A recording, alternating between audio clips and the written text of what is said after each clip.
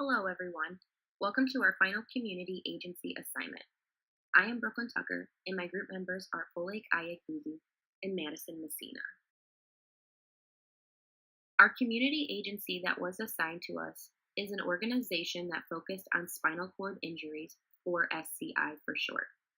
For confidentiality, the name of the organization will not be included in this presentation.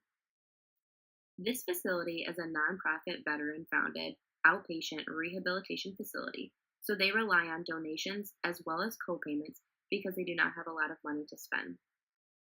Many clients here are faced with spinal cord injuries or neurological disorders resulting in paralysis. This facility is unique because it is a long-term rehabilitation center, where most places have only short-term care. The employees that work here provide an incredible supportive and motivating family environment.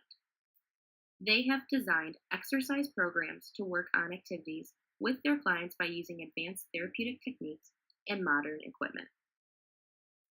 Most of the equipment at the facility has been donated for clients. The faculty here are also known for increasing the quality of life and functionality by practicing with a no-quit attitude. This facility only consists of physical therapists, so the treatment methods are solely physical therapy based. However, this facility would really like to hire an occupational therapist because they believe there is a great need for one. We defined occupational therapy as a type of therapy that works with all individuals throughout the lifespan to overcome everyday challenges that impact their overall quality of life. This type of profession likes to keep a holistic and client-centered approach when practicing to ensure we are meeting all possible needs of our clients. When practicing with a client, the occupational therapist should first gather information about them. This is usually done through an evaluation with the client and the family members or caregivers. This information will help to develop an intervention to improve their performance and to accomplish their goals. After intervention, the occupational therapist looks at outcome evaluations to ensure goals are being met. Now, meeting these goals is very meaningful to occupational therapists because we truly care about the well-being of our clients and we want them to have optimal function and mobility to carry out tasks that they have to do, want to do, or maybe even need to do. In other words, we are striving to gain back their independence and hoping to improve their life satisfaction. The clients at the agency come from all ages and genders, with the ages ranging from early 20s to older adults in their 70s and 80s. Our client is a 50-year-old female veteran diagnosed with a paraplegic spinal cord injury after a terrible car accident. This left her with paralysis from the waist down. In other words, she is unable to move her legs, walk, or feel anything. To protect and respect confidentiality purposes, we will refer to her as Shelly. Shelly is a loving wife, mother, and grandmother to her caring family.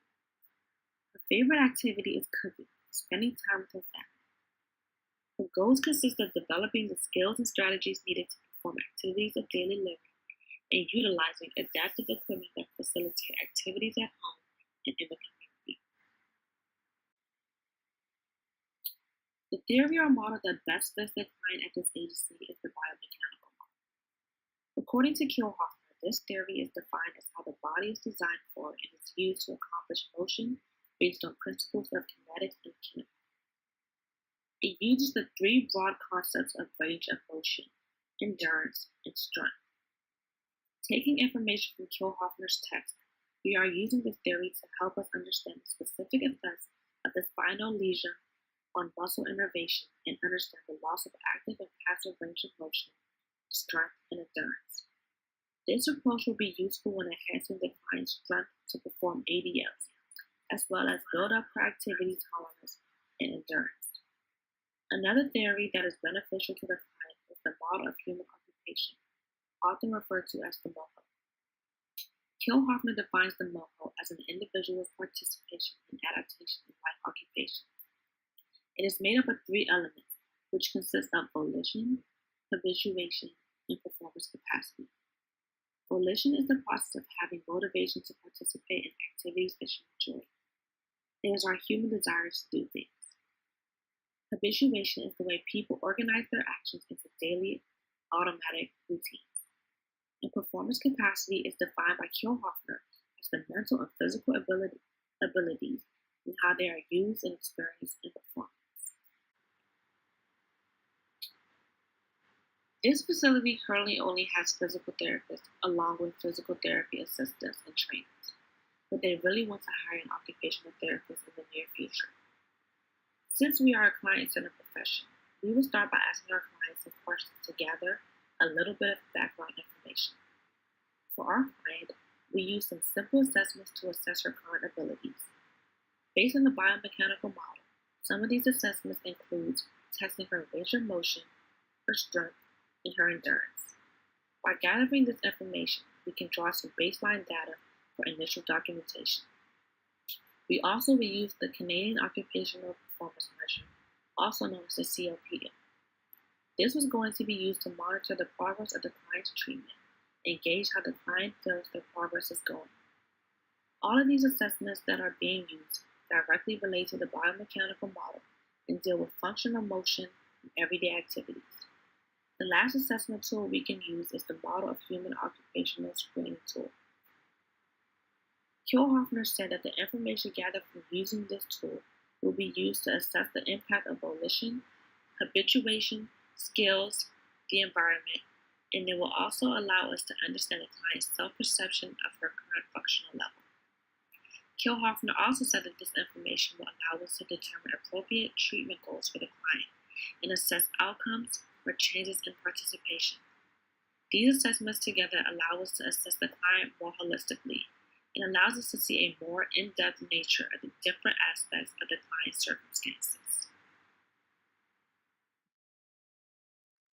Treatment plan incorporated to work with the client. The therapy at this agency is very intensive. Most of the patients are higher functioning or require services at a more intensive rate.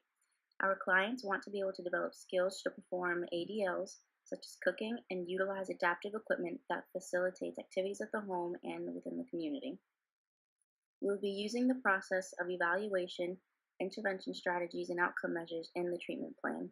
For example, for our client, the first step in treatment was to make an occupational profile and analysis of occupational performance as an evaluation method. The occupational therapy practice framework, domain and process, states that every occupational therapy evaluation includes the occupational profile and the analysis of the occupational performance as the first step in the evaluation process. The profile demonstrates occupational therapy practitioners' commitment to clients as collaborators and the occupational therapy process that facilitates client-centered practice. The Model of Human Occupational Screening tool allowed us to understand the client's volition, habituations, skills, and environment. Our client is a female veteran who is family-oriented and wants to be able to develop skills to perform ADLs such as cooking and use adaptive technology. With this information, we were able to develop a treatment plan for this client that consisted of passive range of motion, endurance, cardiovascular exercises, and strengthening to get the client strong enough to perform the ADL she wants and needs to do, and collaborate with this client to identify the most appropriate adaptive equipment to use in occupational tasks. For our client, we will also provide instruction and practice of how to use adaptive kitchen devices and procedures. The goal is to address the client's impairment while also making sure to enhance their occupational performance.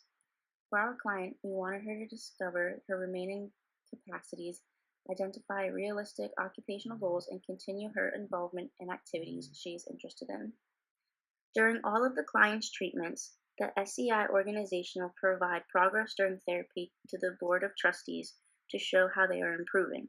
Our client, Shelley, was a wonderful client to work with in therapy. Every day, she showed up and worked very hard and never gave up hope. During her treatment, our client reported seeing signs of increased range of motion and strength in her upper extremities. The facilities reports that many of their clients experienced increase in central nervous system activity, increase in muscle mass, circulation as well. Many of them have also reported seeing decreases in things such as pressure sores, using of certain medications, and a decrease in health problems that are associated with the spinal cord injuries.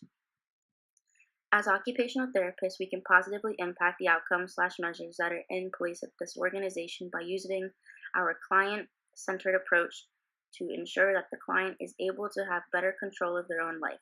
We collaborate with our clients to help them develop, recover, and/or maintain daily living skills that are important to them in order to live as independently as possible. References. This is the end of our community agency assignment. I hope you have enjoyed. Listed on slides 9 and 10 are the sources used throughout the duration of this project.